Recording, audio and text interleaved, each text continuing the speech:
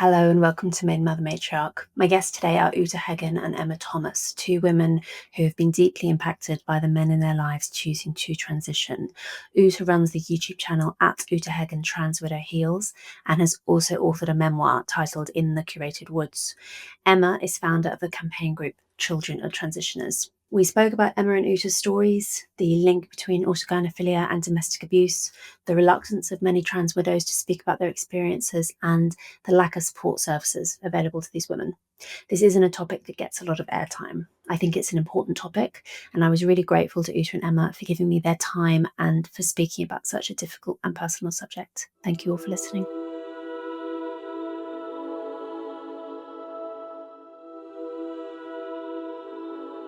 Okay, so a question for both of you, I suppose, is when do you first remember coming across transgenderism as a phenomenon? Was it before your father, in your case Emma, and your husband, in your case Ute, came out as being trans? For me, it was when I was in college. Okay. This is Ute here. And it was in the late 1970s. I was doing a dance degree, a Bachelor of Fine Arts in Modern Dance. And suddenly, one of the pianists who played very florid Rachmaninoff and Tchaikovsky for our ballet classes started showing up for, doing his work, accompanying our classes, wearing dresses and makeup. And as it happened, coincidentally, he also worked in the kitchen of the restaurant I worked in, my job getting myself through college. At this restaurant, they had a baby grand piano out in the atrium, and after his shift was over, he would play piano there. And then he started wearing dresses and makeup full time. And I actually had real deep personal contact with him. His name was David. He never told us to call him Donna or something like that. Then what happened was the restaurant said, this is too confusing for the families who come in. The children are asking, is that a man or a woman playing the piano? And this was like 1979, Milwaukee, Wisconsin. And so they said, you can work here in the kitchen, wear whatever you want. It's a bunch of gay guys in the kitchen. But, we just can't have you out there at 6:00 playing, for the dinner hour, wearing a dress and makeup. And I actually allowed him. And then he also got fired from his accompanist job. Mm-hmm. And I allowed him to come into the studio where I was rehearsing a solo piece that I was choreographing as my, coursework. And I let him play the piano that was in this rehearsal studio until I was going to play my music that I was choreographing the dance to. And I sat down on the piano bench next to him and I said, listen, David, don't you think this might be something else? Because, there's this gay man who also works at the restaurant, and you guys have acted so in love and everything, and I'm a woman, I have to deal with, menstrual periods and things about my body that I'm not thrilled with. My legs should be longer if I want to be, a better dancer or whatever, and I'm constantly, weighing myself and all this as a dancer. And he started crying. And I just, I kind of gave him some tough love. I just said, I think you need to accept who you are. And you've got all these guys in the kitchen who support you. And he and his backstory was something about, having had an abusive father, stuff like that, and out in rural Wisconsin. I think he was, raised, religious Catholic, that kind of thing. So I was aware of it and completely unaware that my husband, 12 years later, I would find out, considered himself to be transsexual. Mm. Probably a very different model of transsexual, but I'm sure we'll get onto this because it sounds like I'm sure we'll talk about Blanchard's typology at some point because it is very important for understanding this. But before we do, Emma, do you recall kind of early encounters with this social phenomenon before it entered your No, life? No, not at all, because I Mm. was somewhere between 9 and 11 when my father first announced that he was a transsexual and what that was and Mm. things like that. So I wasn't really aware of anything. I mean, I was seeing cross-dressing men on television. My father's transness influenced my early life in ways that I didn't really understand, but I wasn't aware that that was what was happening. Like our Mm. neighbors were really odd around us. And I realized that we were the kind of weird family. Later, I kind of looked back and thought, that was what was going on. And I sort of absorbed some a sense of unease that was coming from everyone around me. And that was because my father was cross dressing outside the house and inside the house and kind of locking me in the bedroom while he was doing it. So there was some oddness there. But no, I mean, I wasn't really aware of transsexuals, which was the only thing going at the time. Mm. How, sticking with you, Emma, for the time being, how gradually did this come on? I mean, I suppose it's difficult for you to remember because you were a child at the time, but was it a progression from occasional cross-dressing inside the house to outside the house to etc.? Like how protracted was this experience from your perspective as a child?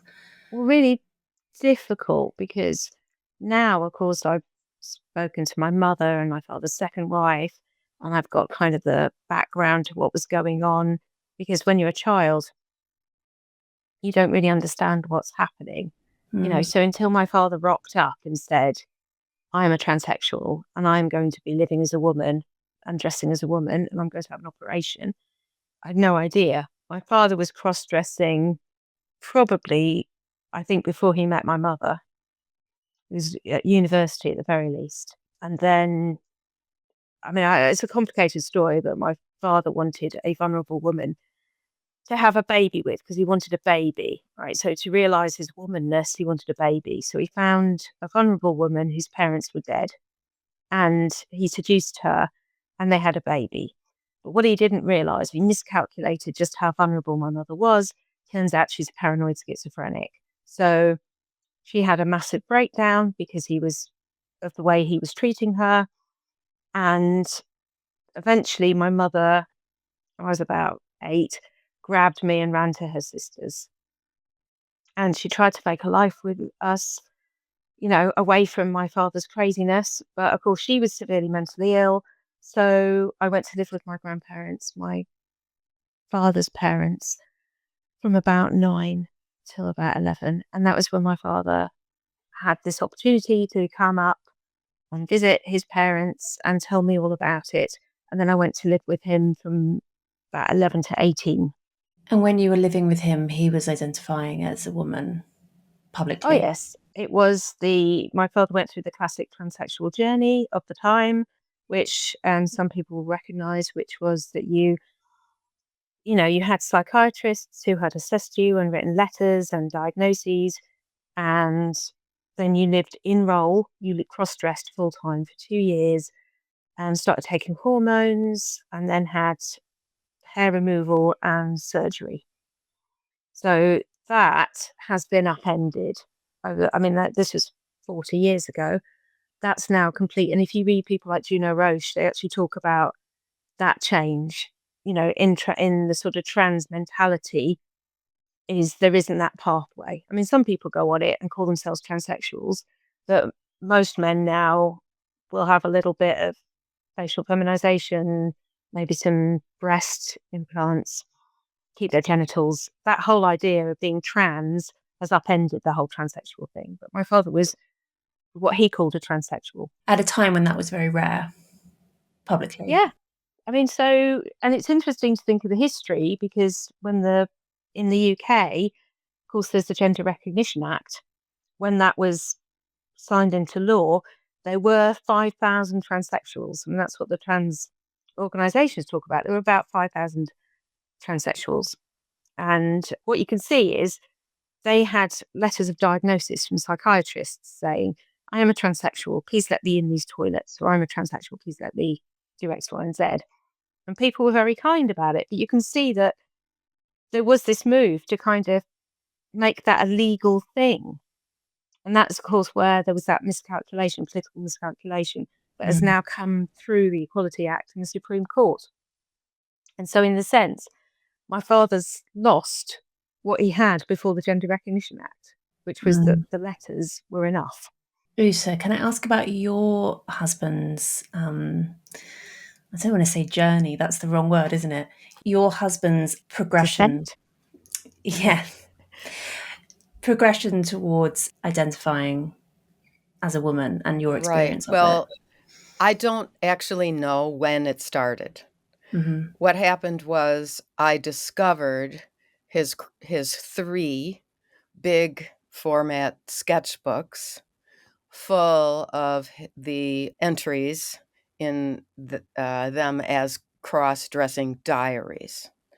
And it was ostensibly for this same Blanchard protocol, 2 years, et cetera, process, except he certainly wasn't dressing, in female identified clothing or wearing makeup in front of me or anything like that when I discovered these. And I discovered these when our children were 1 and 4. So, of course, this is that classic situation where the woman is very financially dependent on him, has young children. The way I see it is that his progression had something to do with my pregnancies and my identity as a breastfeeding mother. I was still breastfeeding our younger son when I discovered this, and we were actually on vacation. We were in his parents' apartment in Chicago. This was 1991. And I had brought the children from where we lived in New York City on the train, the Lakeshore Limited, to Chicago. And he was coming back from in quotes, business trip to San Francisco. And he showed up with all of his hair on his arms and legs and chest shaved off. He had already, been shaving his face. He was clean shaven, although when I met him back in 1976, he had a mustache. This was August. So I saw right away with short sleeves and shorts and so on, I saw that he had shaved off his sort of wiry red hair from his arms and legs. And at night when we went to go to sleep, then I saw that he had done that with his chest. And I said, "Who were you hanging out with in San Francisco?" And he was very defensive. He said, "This is none of your business. This is a style I've decided to adopt. And, be quiet. Just, I'm getting tired. I'm just back from a business trip. I need to go to sleep." And he managed to go to sleep. Just like your classic narcissist who can just go to sleep after whatever they've done to people during the day. And so right before we were leaving, he and his parents didn't ask anything about this. I didn't understand how they could not notice this, but his parents didn't say anything, and our children, were too little to notice anything. And when he and his mother and our kids went out to the park so that I could pack up our stuff, he said, "My suitcase is full, don't put anything in there." And I thought, okay, we're a couple who has these little kids. We have to pack a whole bunch of diapers. We're going to Wisconsin now to a wedding in my family. And, I have to rearrange and make sure the fancy clothes are accessible, all this stuff. I'm packing, nice pumps and a dress to wear to my niece's wedding and all this. And so while they were out there with his father, my father-in-law, over in his office in the same condo in a tall high-rise apartment building north side of Chicago near Wrigley Field, I just opened his suitcase and I said to myself, "This is Pandora's box. Something is in here, that's going to tell me," right? So, and there they were. Boom, I found them right away. 3 large format sketchbooks filled with his very distinctive handwriting. And he names himself a transsexual. He writes about how resentful he is of me, how I sometimes put my hand into his briefcase because we were waiting for some photos of our beautiful children to be developed. And I was, really overstepping into his privacy, his private briefcase.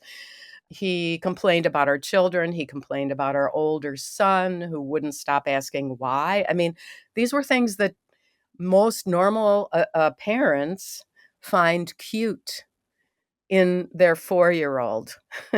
And it dawned on me, like all these things dawned on me all of a sudden. Oh, all the business trips, like the business trips he has to take one after the other. And I'm alone in the middle of Brooklyn by myself. He was in a graduate program and suddenly he was, over on the NYU campus, having to study in quotes in the library 3 nights a week. And there I am with, these tiny children. And he started the program when our youngest child was 6 months old and our older one was 3 the year before. And I actually had an almost life-threatening case of pneumonia at that time. And I asked him to drop out of the program because I'm just too overworked. And it took me months to recover from this pneumonia. And he refused. So there were all these things, that dropped on me. It's in a way parallel to Emma's story about how she's piecing together the puzzle of her father's behavior, looking back on it now that she's an adult and she's realizing what she was subjected to. So I was realizing the already sort of the gaslighting, the narcissistic abuse and this is why he's behaving like this and stuff. Yeah. So that it was a discovery for me. So it sounds like he'd been ill treating you, and you had been suspicious, but not suspicious of this. Right. Is that right to say? Right. Right. I mean, it did sort of, like in the back of my mind, almost like not even spoken to to myself internally as an internal Mm, narrative. I had this idea, could he be having an affair and meeting some, woman who's in a business career and they're, meeting in all these places? that would be the more obvious explanation. I'm guessing that's what most women would think about these Right. weird absences. Yes. Or I thought, or could it be that he's having, a gay affair or something like Hmm. that? So this is the late 1980s, early 90s, and of course, the 1980s, one of the dominant threads of life, especially if you were a former professional dancer like me, is Mm, that the AIDS crisis, the disease is just reaming the gay, especially gay male community. mm, I knew a couple who died. 3 of my male dance teachers died. mm, My the upshot of all of this for me, what my analysis of Nettie, I call him in my memoir, of what Nettie's, identity is now that I'm very skeptical about the whole transsexual diagnosis, is that I think he's a gay or possibly bisexual man. He was absolutely freaked out by the AIDS crisis and didn't want to be gay. And it was also, part of his upbringing. He was born in the early 50s. And also, he had been abused by his father, mm, physically abused, as just I know that because when I met him and he was 20 and I was 18, he hated his father and has talked about his father whipping him with a belt when he was little. I think his father possibly has OCD, or he's gone now, you know.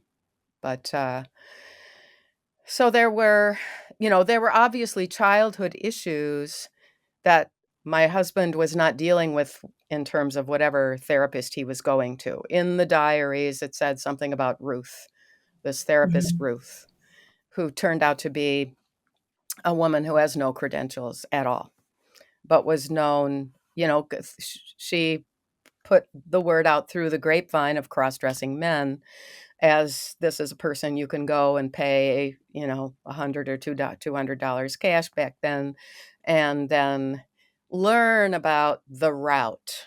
learn about the Blanchard Protocol, which, by the way, Nettie never did. He never did that. And this is the reality of this that I wish Ray Blanchard would admit, is that the reality is that a lot of these guys did not do this 24/7. First of all, you can't do it 24/7 because you have to take off your clothes and your makeup and take a shower. And then you live with your physical reality. And Nettie didn't do it. He didn't tell our children what was going on until after he had the surgeries. When you say the Blanchard Protocol, what do you, I think most listeners won't know what that is. Okay, so Ray Blanchard developed a protocol whereby if a man dressed and went to work, dressed with makeup on, dressed as a woman, taking the women some female name, staying for Blanchard for some reason, remaining employed was important. Like, there were a lot of these guys who were drug addicts, alcoholics, didn't have jobs. They even did some of their research with men in prison and stuff like that. And so he wanted, I believe, in my interpretation, Blanchard and all of his colleagues wanted to prove that transsexualism is this medical diagnosis, that a man can prove he really does have a mismatch between his mind, soul, emotions, and his body by supposedly dressing full time and keeping a job and remaining supposedly a functioning member of society in woman face, and getting letters even from employers saying, yes, my employer Doris has been doing this for 2 years, etc. So it's this, and if they drop out, then it means, oh, well, you're not really that, you're merely a transvestite who just likes to dress up like that, or you're something else. But basically, I think all of those things have been conflated and sort of boiled down and reduced, even drag, transvestism, and various, burlesque interpretations of particularly male taking on female oriented, female imitating behavior, costume, makeup, language, which they believe is female. It's their concept of it. Maiden with Matriarch is brought to you by Qualia, the advanced nutrition brand that's raising the bar on what's possible in the world of human longevity and health optimization. If you're struggling with tiredness, low energy, lack of focus, aches and pains associated with aging, generally feeling run down, struggling to recover from gym sessions, you are not alone. I know how it feels. I was really struggling earlier this year with postpartum recovery, dealing with a lot of joint pain, just not bouncing back at all. I started taking Qualia Senolytic at the beginning of last month, and maybe it was coincidence, I don't know, but that was the month that I really started to turn a corner, feel better, actually start making some progress in getting my fitness back. And a double-blind, placebo-controlled clinical trial of Qualia Senolytic did find that it improves joint function, exercise recovery, and immune function. If you want to try it out, you can go to qualialife.com/matriarch for up to 50% off your purchase and use code matriarch for an additional 15%. That is Qualia, Qualia, life.com/matriarch for an extra 15% off your purchase. Your older self will thank you. And thank you for Qualia for sponsoring this episode. One of the things that I wanted to contribute when I started talking about my childhood, which isn't something I particularly ever want to talk about, was my experience when I was living with my father, because my father was in touch with lots of transsexuals and wannabe transsexuals who would come and visit. We didn't have a little flat in the Midlands, but people would come from America. They'd all come. They were a very close network. And so they'd all sit in our little living room and talk about clothes and wigs and makeup and clothes and wigs and makeup. And Ute is smiling because I know you know this complete focus on these objects, on these feminine objects, and the importance of wearing them and passing. Or just for a moment, a man will look at you and think that you're a woman, and that would be enough. That would be the great thrill. And I think that the great smoke and mirrors thing that you see all the time, and you see that politicians have adopted it, and always that there is some innate feeling of being a woman that these men have. And when you ask, because Matt Walsh did it in that film, what is it? What is that feeling? What define it? Define it. It's impossible, because what they can't say is we just are really fascinated by the clothing. And for my dad, you know, like I have this vivid memory of him putting on lipstick and kind of blowing himself a kiss in the mirror. And that for me, it's autogynephilia. It is that, right? That absolute obsession with those things. And my whole life, I'm almost like pathologically unable to put on makeup or wear Ah, any particular clothes. I'm really sure I just, the whole thing just puts me off. I don't have a value judgment about it. I think beautiful women should wear whatever they like, whatever. But oh my God, when once you've watched your father utterly obsessed with it, it just it's too much. And I think another thing I want to say is that you just really reminded me of was the gaslighting. I think it's so true here, where you had enough maturity to know that what he was doing was really weird. So you had something really strange is going on here. And he's going, no, it's completely normal. And you're crazy for asking me questions. And when you're a kid, you've got no baseline. You've got no idea what normal is. And my dad was like, no, this is fine. Everything that's happening is normal and good. And I know you know a lot more about child development, but there are key stages in our lives when being confused, like when you're 1 and when you're 4, and your father is behaving like this, these are key times when you really need to be sure about identity and what men and women are and what definitions are. And I very much worry about children raised in these environments, because you look at them and they're often, when you see them interviewed, they're very confused. We should talk about autogynephilia because it's the big factor that lots of people who are not familiar in depth with this issue just don't know about, and you generally won't see discussed in mainstream media coverage of transgenderism.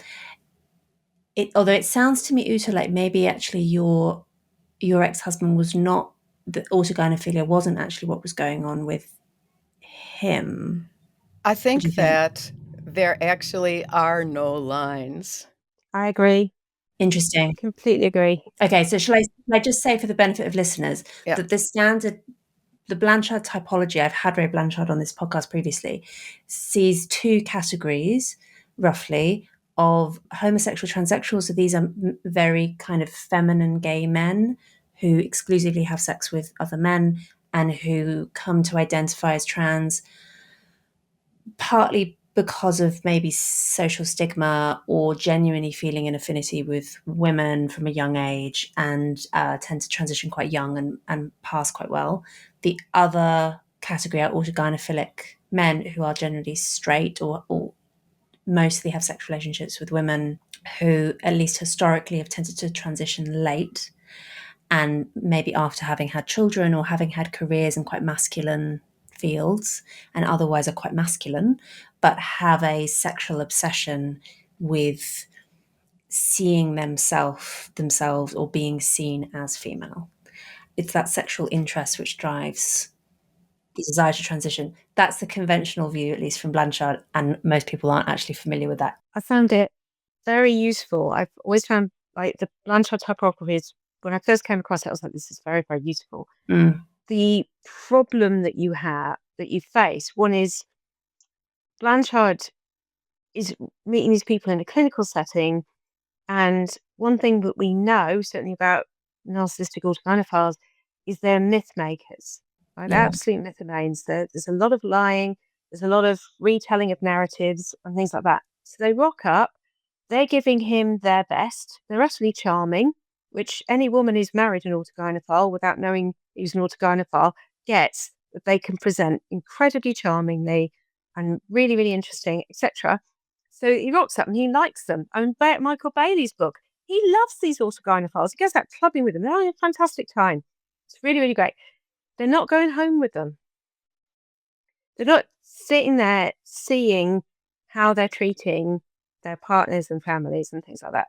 And this is what we have to offer here, is a different perspective on autogynephilia, which, I mean, it's been around for 100 or so years, but under different names, But the thing that kind of worries me is it's the beginning of the research. It's not the end of the research. So he's seeing these people, they're telling him all these particular things, and he's writing down, and his research is, it's very good. But there are definitely crossovers with homosexuality that he isn't addressing. And there are really good reasons, because in 2008, after Michael Bailey published that book, trans activists shut down all research into autogynephilia. Yeah. Absolutely everything, because they put up pictures of his young daughter and made jokes about sodomizing her. Right? That's how bad it got. So there's nothing. And you see in Deborah So's book, she's like, I talk to sexologists all the time. They talk about autogynephilia. It's real. Everyone acknowledges it exists, but no one can talk about it. And that means we've had no research now for 16 years. And we're seeing very young autogynephiles emerging. Very obviously, heterosexual autogynephiles, teenagers, anime, city hypnoporn.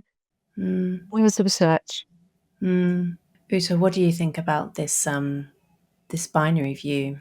Well, I think that actually the therapists with this kind of fits into my perspective, fits into your, Louise, your analysis of the damage of the sexual revolution. Because most of these therapists are operating in this kind of pro-sex, pro-BDSM, whatever turns you on, don't be a prude. And as a matter of fact, I think that Blanchard's bias is revealed in a couple of interviews. He'd said that he regards the sex that he and his wife have as vanilla sex, right? And I have this whole, objection to that term, because vanilla is one of the most expensive flavors in the world, and it's wonderful. So don't do that, to food. Don't do that to food, okay? My experience of interviewing sexologists is that they actually tend to be very, very tolerant of like weird sexual behavior, and very, very open-minded, and actually can sometimes struggle. I don't know if this is true of Ray Blanchard, but can sometimes struggle to understand how other people view this, that why people might be alarmed by unusual sexual behavior. A lot of sexologists temperamentally don't really get that.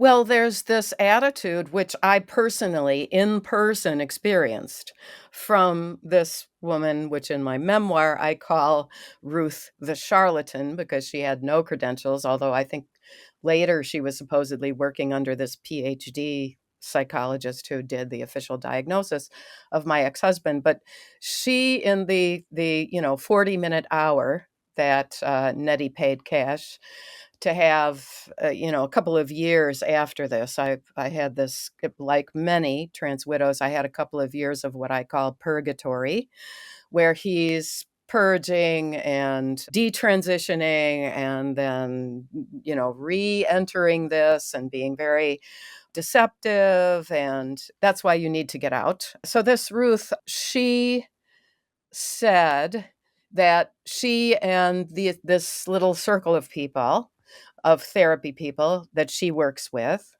are the ones who keep the marriages together.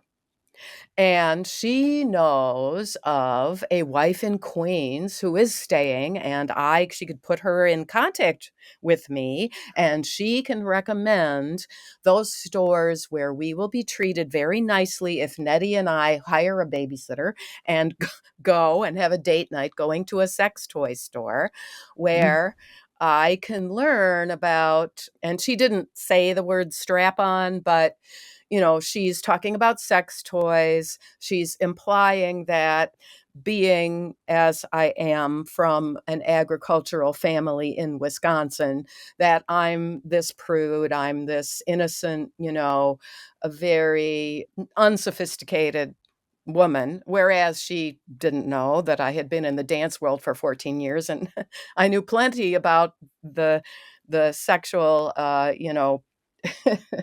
hullabaloo that I didn't want to participate in in the dance Mhm. world or the world of the arts, right? And so I just said to her, well, I was in the dance studio for, living in New York for 6 years when I was really at the peak of my professional dance career, which ended because of injuries to my feet, where almost the whole Paul Taylor Dance Company, Bill T. Jones, several ballet dancers were coming to my technique classes. And I remember realizing what a world it was, that was so different when these plumbers came in and had to fix something. And we were all there in our leotards stretching and stuff before class. And these three, guys, dudes come in, with their big bags of tools and their huge wrenches and all this stuff to fix some pipe.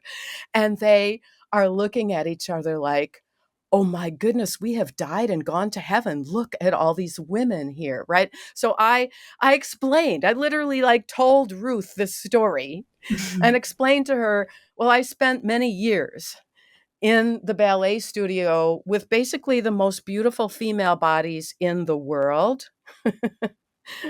There were some famous people. There was Ellie Cabe from the Paul Taylor Company, and there was just it was a unique experience.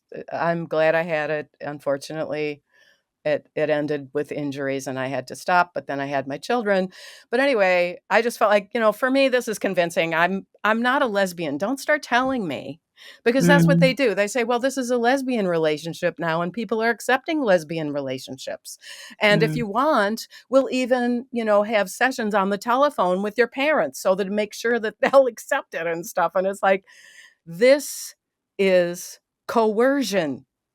And Yeah. I know based on the sworn affidavit that the PhD psychologist submitted in 1997 in our divorce case, she said she conducted 20 hours of therapy with Nettie's parents. Wow. And see, what this did was it let Nettie's parents off the hook because his mother knew that she didn't protect her children from her husband's violence. He kind of grew out of it as they got older, but he did not have a mature introductory, decade into being a father. I think that he was probably, I have some background in special education. He seemed kind of Asperger like to me, or at least OCD. There were OCD kind of things he did, like unload the dishwasher after it had been loaded because he wanted to change around where everything was. He had a whole Okay. bunch of stuff like that. Yeah. So actually, I'm not sure if I'm quite answering your question because I went off Well, into my. that's an interesting thing to pick up on, actually. And I was going to ask Emma, and indeed both of you, just because I know that you both are in contact with a lot of other trans widows, and you're very familiar with these experiences now, having connected with other women. This is something stereotypically that occurs. This kind of Aspergery kind of behavior. There's a massive overrepresentation of trans identified men in the tech world, for instance. What's been your experience of that? Is that stereotype often true? Well, yes, I don't ask too much of the trans widows who have responded to my survey, the Heggen survey of 20 questions for a trans widow. But many of them do mention in passing that their husbands work in tech. And in fact, my husband became the chief operating officer of a database management company. He's 70 years old. He's retired now. And I'm not in touch with him. And in fact, in the last few years, he alienated my children from me. It sort of all began with the J.K. Rowling making statements about women are women and all that, which is funny because that was the book. Those were the books that he read to our children. And I didn't step on his toes by finding those books and then reading the next chapter when they came back to me on Sunday night after a weekend with him. But yes, often these fellas are in the tech world, and the thing is, it's very easy to access the online pornography, such as the hypnosissy porn. Yeah. So that is a common refrain among the women who ask about this. I Yeah. mean, who ask me, if I can sort of be their voice on my YouTube channel. I mean, it's a difficult thing anyway to talk about painful personal experiences publicly, but it must be the sexual element of it must make it much more distressing, and particularly when it's combined with, maybe not so much in 20, 30 years ago, but certainly now, this resounding popular support for transitioning is already putting trans widows in a very difficult spot because they're suffering great distress and this is not being publicly affirmed at all. But then combined with all of the weird sex stuff, basically, that just must make it so much more isolating. Well, in my data that I've collected from 70 trans widows, which include a few of the women in the film that Emma and I were in, Behind the Looking Glass at Lime Soda Films, but many other women who have subsequently contacted me and said they wanted to tell their story through my voice, which is how I say it, and always with a pen name, etc. Yeah. uh, the influence of sissy hypnoporn is rampant. In fact, what's happened with these tech firms is that there are affinity groups that are semi-private in the tech firms, like in Apple, in Google, in Microsoft, in all those places. And these cross-dressers find each other through that. And they have meetups, where they do exactly what Emma was talking about her father's friends doing. They compliment each other on their makeup. They talk about passing, all this stuff, which I'm just going to make the statement now that no one ever passes as the opposite sex. Once you know the tinny voice, once you know the shoulder hip ratio, the way men move differently from women, the feet, the hands, everything, the receding hairline, it's all very obvious if you know what you're looking at. But all of it, I think there's you see it all the time. There is a the wording for it. I'm just going to say smoke and mirrors thing about passing. So you'll have the prettiest possible pictures filtered up there with the idea that this is what's attainable. And the filters that are used all the time, the idea that that is attainable. And then people who never admit how bad the surgery is and keep on recommending the surgery, even though they've had bad surgery experiences. And it pulls people into this world, into the idea that if they just get this surgery, if they just get that, they will pass and it'll be great. And I've said this 1,000 times, I think, on X/Twitter. Those women who think that they're being really kind and saying to men, "Oh, Slay Queen, you really passed. You look fantastic. You look great. Oh, wow," are not helping.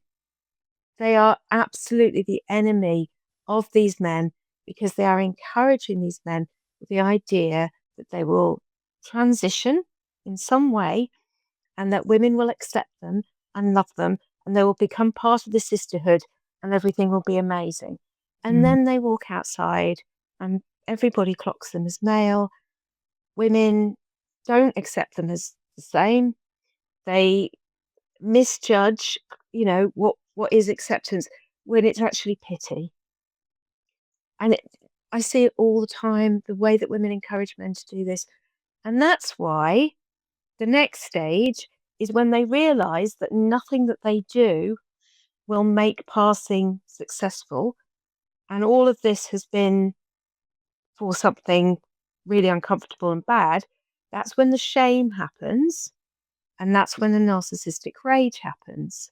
And Mm. that's every trans activist that you see shouting at women on the street, on X, infiltrating groups, doing horrible things.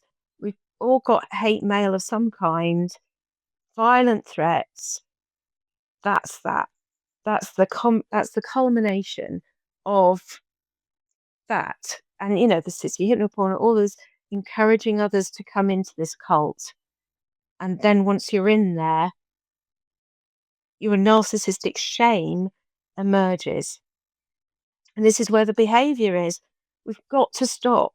I don't know how we stop it, but the thing that I think, and Ute, particularly with your research, is we are the bearers of the truth here because we're the real people who've had this real experience. And we know that passing doesn't work. And we know the end point of this, which is loneliness, right? Which is never fitting in, never being happy, and that's why we don't get, we don't get any publicity because the last thing in the world they want is us actually talking and saying, this is what happens. Yeah. I quote this all the time because I just think it's such an insightful comment from Andrea Long Chu, who you may know is a trans writer, American, and definitely also gynephilic, just having read his memoir, which is actually very good, but it's very clear that that's what's going on. Something that he's written, which I thought was actually really poignant, is that transitioning makes you permanently dependent on the generosity of strangers to tell lies to protect your feelings. And the problem is, of course, that loads of people aren't going to do that. Like children aren't going to do that, or elderly people with dementia aren't going to do that, or people who are from other cultures. You're constantly be encountering people who aren't going to affirm you. But also, then it leaves the families dependent Yeah, on the generosity of strangers. yeah. We then become drawn into that, where we're just trusting that when we're all going out, that everyone's going to be kind or not say anything about the fact that we're presenting this really weird picture. Mm. Right. And just consider that I can't remember the dude's name, the dude who pretends that he's female, who was giving some kind of advice to the Royal Crown Prosecution Service or something like that in the UK, suggesting that any family members, especially the wives, who say, I can't have you spending all of our family food budget on your facial feminization surgeries, your makeup, your breast implants, all of these expensive items and treatments, etc.